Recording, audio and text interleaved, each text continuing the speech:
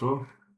ఈరోజు మనము రాహు ధనిష్ట నక్షత్ర సంచారం గురించి తెలుసుకుందాము. సో రాహు ధనిష్ట నక్షత్రం జస్ట్ ఆగస్టు 1 తారీఖు నుంచి ఆయన సంచారం మొదలెట్టాడు. ఆగస్ట్ 1 నుంచి డిసెంబర్ 5 వరకు కూడా ఆయన ధనిష్ట నక్షత్రంలో ఉంటాడనమాట. సో ఈ నవాంశ వచ్చేప్పటికీ ఆయన వృశ్చిక నవాంశలో ఉండి రాహువు నీచపడతాడనమాట. సో ఇది కొంతమందికి చాలా శుభ పరిణామం అనమాట.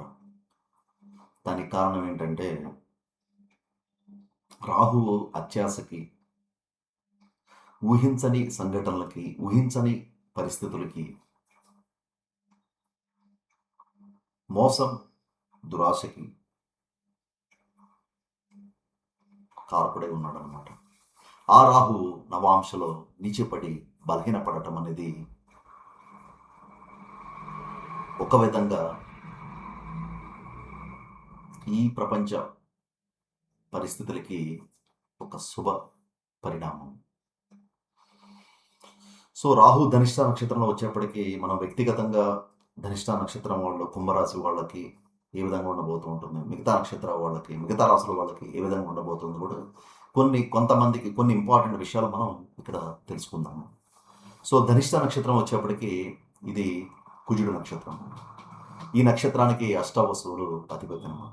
ఈ నక్షత్రము చాలా శక్తివంతమైనది. సో సాంఘిక శక్తి, కొత్తగా సృజనాత్మకంగా ఏదైనా చేయటము, విపరీతమైన కష్టపడటము, లక్ష్యం కోసం తప్పించడము,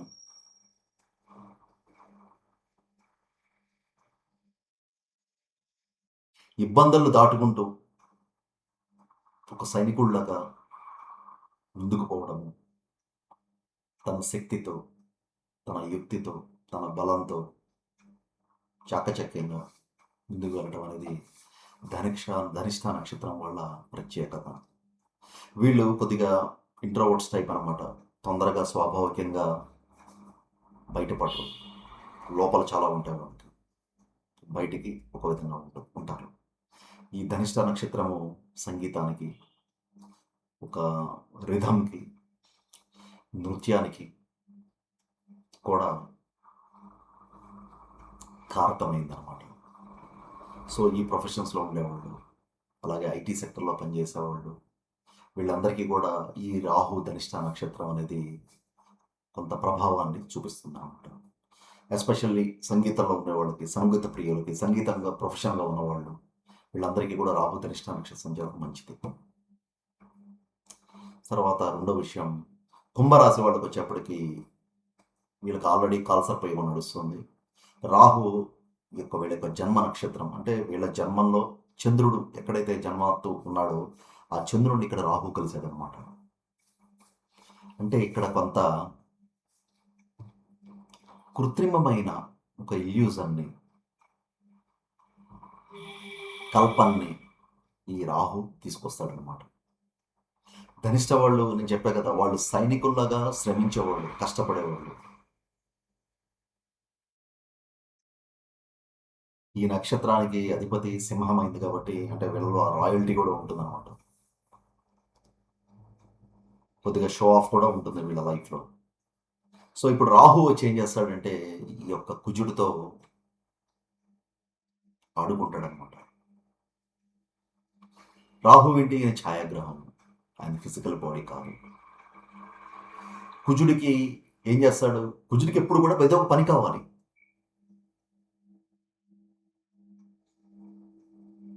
పని లేకపోతే ఆ యొక్క కుజుడి ప్రభావం, ఆ కుజుడి యొక్క ఇది తీక్షణతని ఎవరు తట్టుకోలేరు. సో కుజుడికి ఎప్పుడు కూడా పని ఉండాలి, కుజుడు ఖాళీగా ఉండకూడదు. రాహు వస్తాడు, రాహు ఏం చేస్తాడు, ఈ కుజుడిని ఆవాహిస్తాడు. అంటే ఈ కుజుడికి గ్రహణం పడుతుంది ఈ ధనిష్ట నక్షత్రంకి. దీన్ని అర్థం చేసుకోవాలి వీళ్ళు. అంటే ఏదో కల్పితమైంది, కల్పనమైంది ఏదో వస్తుంది వీళ్ళకి, లేకపోతే వీళ్ళు ఏదో ఒక నిట్టూర్పులో ఉన్నారు, ఒక ఫ్రస్ట్రేషన్ నుంచి బయటకు వచ్చే ప్రయత్నంలో ఉన్నారు. ఒక ఆపర్చునిటీ, ఆశలాగా ఈ రాహు వస్తాడు వీళ్ళకి. ఇది సరైందా కాదా అనేది ఈ అవకాశం అనేది వీళ్ళు నిర్ణయించుకోవడం అంత ఈజీ కాదు. సో ఫస్ట్ బర్త్ చార్ట్‌లో వీళ్ళ రాహు యోగకారకుడు మంచి స్థానంలో ఉన్నాడు అంటే ఖచ్చితంగా వీళ్ళకి రాహు నెక్స్ట్ డైరెక్షన్, నెక్స్ట్ లెవెల్‌లో తీసుకెళ్తాడు. వీళ్ళ యొక్క జన్మకుండలిలో రాహు కనుక పాపగ్రహం అయి పాపస్థానంలో ఉన్న బ్యాడ్ కర్మని ఇండికేట్ చేసినా సరే ఈ రాహు ఈ యొక్క ధనిష్ట నక్షత్రంలో వీళ్ళకి కొన్ని ఇబ్బందులు తీసుకొస్తాడు. ఈ రాహు వృశ్చికం, ఇది కూడా కుజుడి యొక్క రాశి అన్నమాట. ఆ రాశిలో నీచపడతాడు నవాంశం. సో ఎప్పుడైనా సరే జలరాశులు ఏంటంటే అవి ఎమోషన్స్, డీప్ ఎమోషన్స్, లైఫ్లో మార్పుని, ట్రాన్స్ఫర్మేషన్స్ని ట్రిగ్గర్ చేసే రాసులు అన్నమాట ఇవి. సో రాహు ట్రాన్స్ఫర్మేషన్ని ఆయన ఇష్టపడ్డు, ఆయన అంత కంఫర్టబుల్ కాదు రాహు. ఎందుకంటే ఇక్కడ ఎమోషన్స్ ఇన్వాల్వ్ అయి ఉంటాయి. రాహుకి ఎమోషన్స్ ఏముంటాయి? రాహుకు ఉన్నదంతా అంటే కూడా ఆయనకి ఆశ, యుక్తి, ఆచ్ఛాదన. ఆయనకి ఏది కావాలంటే దాన్ని ఆయన ఆవాహన చేస్తాడు. ఆ గ్రహాన్ని కానీ, ఆ భావాన్ని కానీ, ఆ నక్షత్రాన్ని కానీ దాన్ని ఉపయోగించుకొని తనకు కావాల్సిందని తెచ్చుకుంటాడు. అందులో నెరపరు రాహు. మంచి రాహు జన్మకుండలిలో శుభగ్రహం అయితే మంచి పనుల ద్వారా చేస్తారు. చెడు రాహు అయితే చెడు ప్రభావం అలాగే ఉంటుంది. సో ఎవరికైతే రాహు శుభగ్రహం కాదో, కుంభరాశి వాళ్ళు కానీ, ధనిష్ట నక్షత్రం వాళ్ళు కానీ, రాహు మహాదశ నడిచేవాళ్ళు, రాహు అంతర్దశ నడిచేవాళ్ళు, సంకట యోగిని దశ నడిచేవాళ్ళు ఎవరైతే ఉన్నారో వీళ్ళందరూ కూడా ఈ రాహు ఈ ధనిష్ట నక్షత్రంలోకి రావడం ఒక శుభ పరిణామం కింద చూసుకోవాలి వీళ్ళు. ఎందుకంటే రాహు తన సొంత నక్షత్రం శతభిషంలోంచి బయటికి వచ్చేసాడు. అంటే ఆయనకి బలం లేదు. ఇప్పుడు కుజుడి నక్షత్రంలో ఉన్నాడు. కుజుడికి రాహుకి పడదు.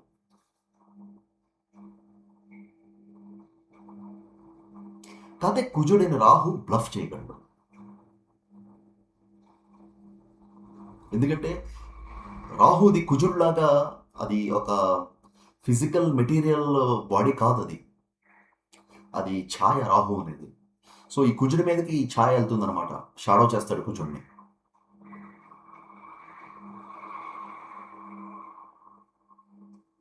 ఒక విధంగా చెప్పాలంటే కొన్ని డెవలప్మెంట్స్, ఆపర్చునిటీస్, అవకాశాలు వీళ్ళకి వచ్చే టైం ధనిష్ట నక్షత్రం వాళ్ళకి, కుంభరాశి వాళ్ళకి.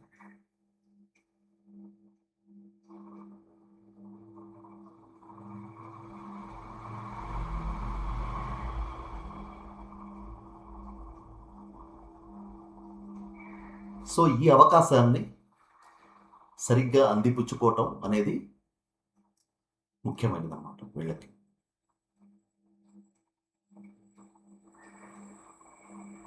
సో ఎప్పుడైతే నవాంశలో ఈ రాహువు వృశ్చిక రాశిలో నీచిపట్టి అష్టమ స్థానంలో ఉన్నాడో, సో వృశ్చిక రాశి వాళ్ళకి, మేషరాశి వాళ్ళకి, అలాగే కుంభరాశి వాళ్ళకి ఒక మార్పు, ఒక ట్రాన్స్ఫర్మేషన్ సూచిస్తుంది.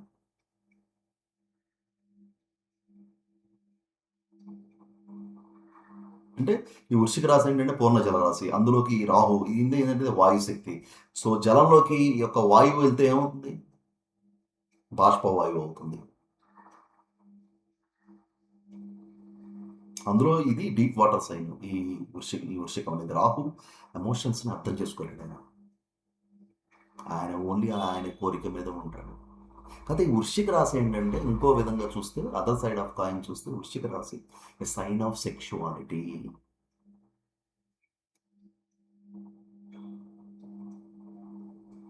సో ఇటువంటి భావాలు పెరగడం కానీ, అంటే జన్మ కుండలిలో రాహు 8వ స్థానానికి సిగ్నిఫికెంటర్ అయిన రాహు రాశిలో ఉన్న, లగ్నంలో ఉన్న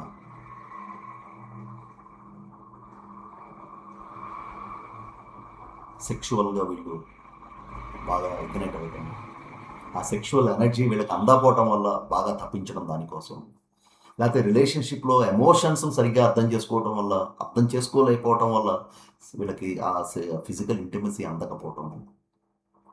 అలాగే వృశ్చిక రాశిలో జనరల్గా పాపగ్రహం ఉందంటే చర్మ సంబంధమైన ప్రాబ్లమ్స్, ఇన్ఫెక్షన్స్ని తీసుకొచ్చే అవకాశం కూడా ఉంటుంది. అలాగే అష్టమ భావంలో ఎప్పుడైతే రాహు నీచపట్టాడు, వీళ్ళకి ఇన్హెరిటెన్స్ అంటే పిత్రార్జిత ఆస్తుల విషయంలో కానీ, భూముల విషయంలో కానీ వీళ్ళు అనుకున్నట్టు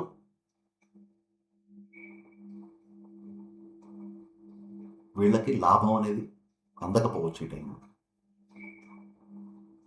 సో డిసెంబర్ వరకు కూడా వీళ్ళు వెయిట్ చేయాలి. కాకపోతే దానికి సంబంధించిన విషయాలన్నీ కూడా యాక్టివేట్ అవుతాయి ఇప్పుడు. ఎందుకంటే అష్టమ స్థానం అనేది ఇన్హెరిటెన్స్. అలాగే ఇన్సూరెన్స్ సంబంధించిన క్లైమ్స్ విషయంలో గొడవలు అవ్వడం, కాన్ఫ్లిక్ట్స్ రావటం, ఇన్సూరెన్స్ అమౌంట్ టైంకి చేతి రాకపోవడం. అలాగే ఇది కుజుడు రాశి అవడం వల్ల ఈ రాశి వాళ్ళకి ఆల్రెడీ హెల్త్ ప్రాబ్లమ్స్ ఉంటాయి, కొన్ని సర్జరీస్ వీళ్ళు ఫేస్ చేయడం, ఎక్స్పీరియన్స్ చేయడం అనేది జరగచ్చు.